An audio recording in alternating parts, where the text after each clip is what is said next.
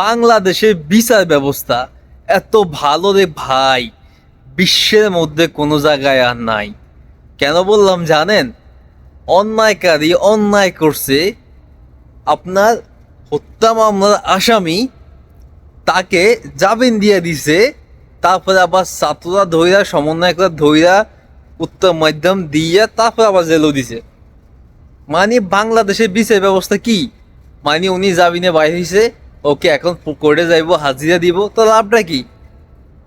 লাভটা কি? যে মানুষ হাজার হাজার মানুষ যে প্রাণ দিয়েছে, জীবন দিয়েছে, দুনিয়া থেকে বিদায় হয়ে গিয়েছে স্বাধীনতার জন্য, বাংলাদেশে আইন কানুন ঠিক করার জন্য, বাংলাদেশের সঠিক বিচার কিংবা হকের বিচার পাওয়ার জন্য কে পাইতেছে?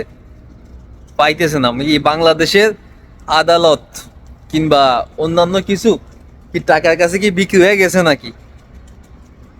দেখেন, এত টাকা দিয়ে কি করবেন? আজকে আপনি 5 কোটি টাকা খাইছেন, যদি খায়া থাকেন আপনি 5 কোটি টাকা, তারপরে সকালে যদি ঘুম থেকে না উঠতে পারেন, কে খাইব আপনার 5 কোটি টাকা? আর আপনি 5 কোটি টাকা খাইতেছেন, তারপর আল্লাহ তো জবাব দিতে হবো, তাই না? মানে মস্তিষ্ক এত খারাপ হয়ে গেছে বাংলাদেশের অধিকাংশ মানুষের, যারা ঘুষ খাইতে খাইতে অবস্থা খারাপ হয়ে গেছে। জানি না বাংলাদেশের বিচার ব্যবস্থা কখনো ঠিক হবে কিনা, আমরা উচিত বিচার পাবো কিনা, সব কিছুর মধ্যে এখন কনফিউশন। যে ডক্টর ইউনূস স্যারকে ধাক্কায় ফালাই দেওয়ানোর জন্য বহুত মানুষ লাগিয়ে গেছে। সো ধাক্কায় ফালাই দিলে কি হইব? গত 15 বছর যেভাবে চলছে এইভাবে চলবো, কোনো পার্থক্য থাকবো না। এখন বাংলাদেশের মানুষ ঠিকমতো কথা বলতে পারতেছে, কিন্তু এখন অনেকেই কথা বলতে চাচ্ছে না। কথা বললেই তাদের জীবনে রিস্ক আছে। কেন রিস্ক আছে?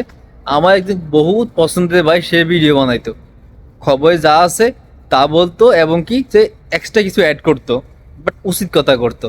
তাদের এলাকার পাতি নেতা তাকে ধমকি দেয়, এরকম কিছু একটা ওই ভাই ভিডিও বানাইছে। যে এখন উনি আর তেমন একটা ভিডিও বানায় না, আগে দৈনিক 10 থেকে 12টা উনি ভিডিও আপলোড করতো, বাট এখন 3টা 4টা, এবং কি কোনোদিন এমনও গেছে দেখা গেছে ভিডিও আপলোড করে না। তো যদি এই অবস্থা হয়, অতীত যেভাবে চলছে, যে গত 16 বছর যেভাবে চলছে, এখনও তো কি আবার সে রাস্তা চলে আসতেছে? এবং কি সোশ্যাল মিডিয়াকে অনেক ভয় পাচ্ছে অনেক দল।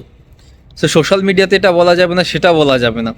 তা আমার মনে হচ্ছে, তারা যদি ক্ষমতায় আসে, আমি কিন্তু কোনো রাজনীতি করি না, তারা যদি ক্ষমতায় আসে সোশ্যাল মিডিয়া বন্ধ করে দিব।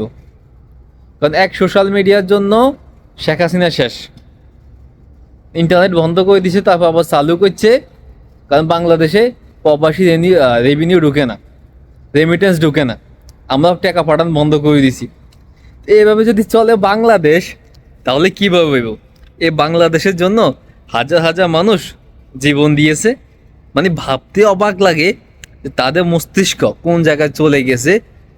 10 কোটি টাকা ঘুষ খাইবেন, সকালে ঘুম থেকে উঠতে পারবেন না, তারপরে কবর তলে শাস্তি তো আছেই।